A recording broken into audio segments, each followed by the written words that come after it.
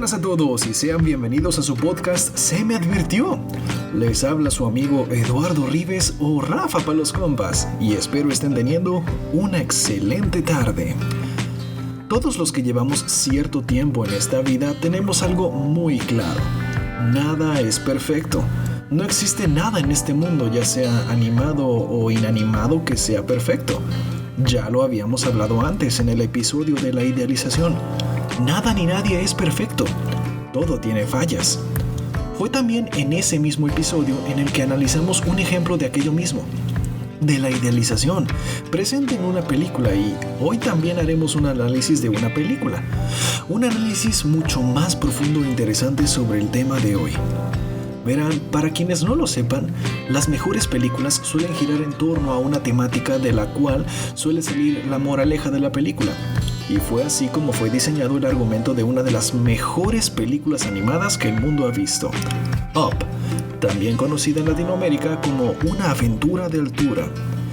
Esta película está plagada de personajes interesantes, sobre todo el protagonista, quien vive un montón de adversidades alrededor de la trama, adversidades a las que no tenía planeado enfrentarse.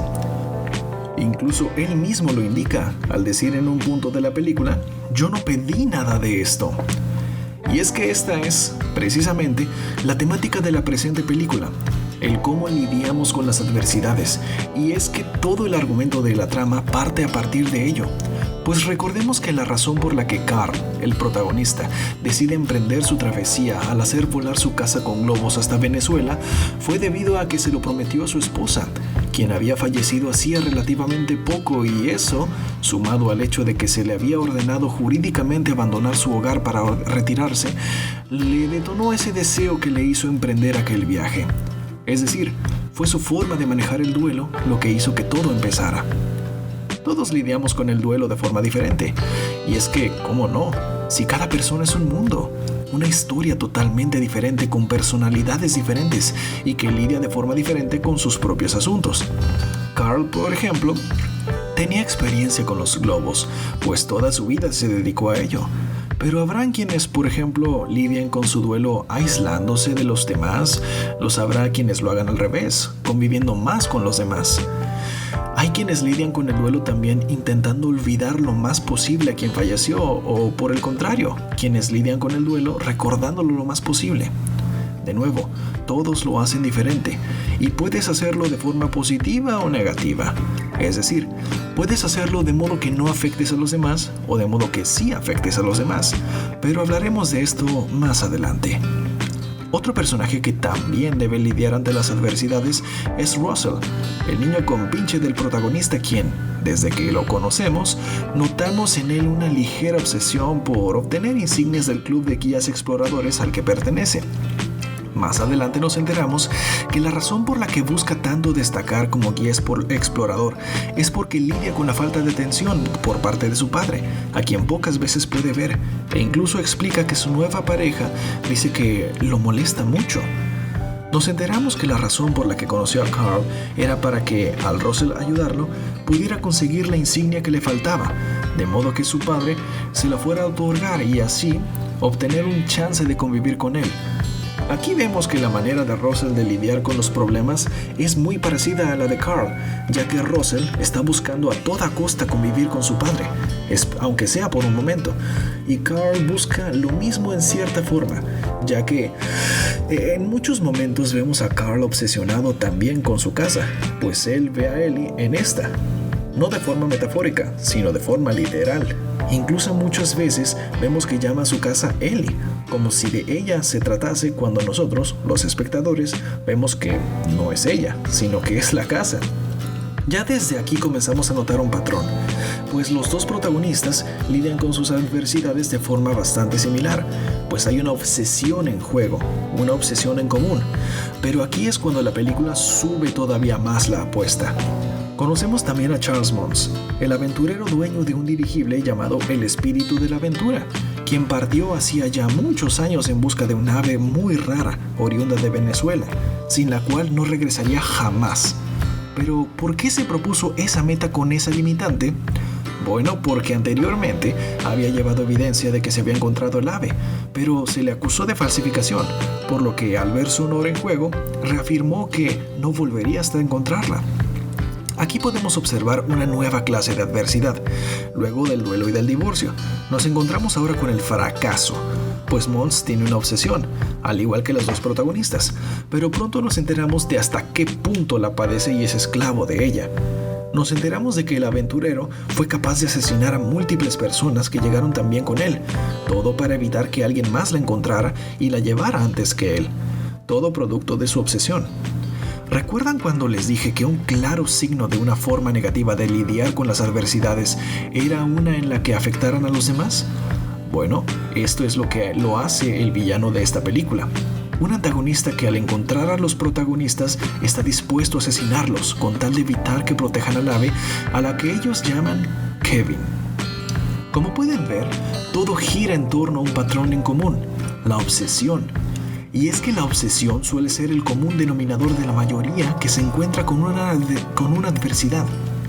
Pues la creencia popular es que todo debe de suceder como uno quiere que suceda, y si no resulta ser así, entonces uno debe hacer las cosas por sí mismo, de tal modo que sucedan las cosas como uno quiere, en una suerte de idealización interiorizada. Ya habíamos hablado antes al respecto, pero aquí tenemos ejemplos mucho más elaborados y mucho más extremos, pues estos personajes permitieron que su obsesión se apoderara tanto de ellos que terminaron haciendo las locuras que hicieron, como hacer volar una casa con globos o de plano volverte un desvividor serial. Entonces, ¿a qué nos invita la película? Bueno, la respuesta a esa pregunta la encontramos en una escena. Una escena clave que, sin miedo a errar, puedo decir que a la mayoría de los que la vimos nos hizo derramar una lágrima. La escena en la que Carl se encuentra el álbum de su difunta esposa. ¿Qué pasa con esta escena? Pues recordemos que la fuente de la obsesión de Carl por llevar su casa a Venezuela era porque Ellie soñaba con llevar su casa hasta las cataratas del paraíso, cosa que Carl prometió hacer, pero esta terminó falleciendo antes de que esto fuese posible. Esto lo recordó nuestro protagonista al ver el álbum que le regaló ella en la sección de cosas que voy a hacer.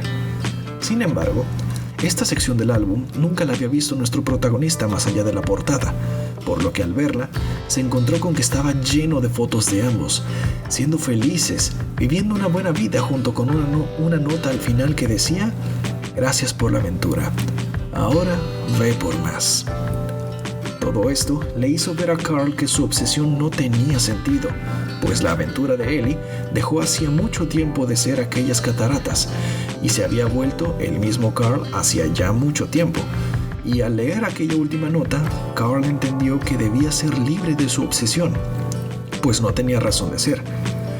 Comprendió que la vida sigue y que el hecho de que su esposa nunca viera aquellas cataratas no significaba que nunca había sido feliz, y más importante aún, no significaba que él no debía ser feliz. Por esta razón de madurar y liberarse de su obsesión fue que Carl pudo avanzar en su vida y encontrar nuevas formas de ser feliz, al igual que Russell, quien al final no recibió atención de su padre, pero encontró que su figura paterna era ahora Carl Fredricksen, el protagonista, y de ese modo pudo ser feliz también.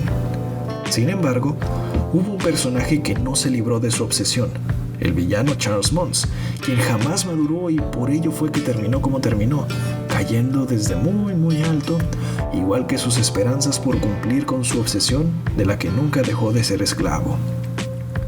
Me gustaría cerrar este episodio respondiendo la pregunta que nos habíamos hecho: ¿a qué nos invita la película? Ya muchos lo entendieron, pero para los que no, es muy simple. Nos invita a no ser esclavos de una obsesión que nos otorgue una felicidad artificial, pues aunque cada quien lidia con las adversidades de forma distinta, todos tenemos que entender que no son nuestros problemas los que nos definen, sino la forma en que los superamos. Así pues, ha llegado la hora de despedirnos. Recuerda seguirme en mis redes sociales, Facebook, Instagram y mi canal de YouTube y Anchor en Spotify. El link de todo lo encuentras en la descripción del episodio. Compárteme también qué te pareció y cuéntame más sobre ti para estar en contacto. Nos vemos en el próximo episodio de nuestro podcast Se me advirtió. Y recuerda, nunca rendirte. Cree en ti mismo, que tú puedes y puedes mucho. Ánimo y mucho éxito. Y espero tengan todos una excelente tarde.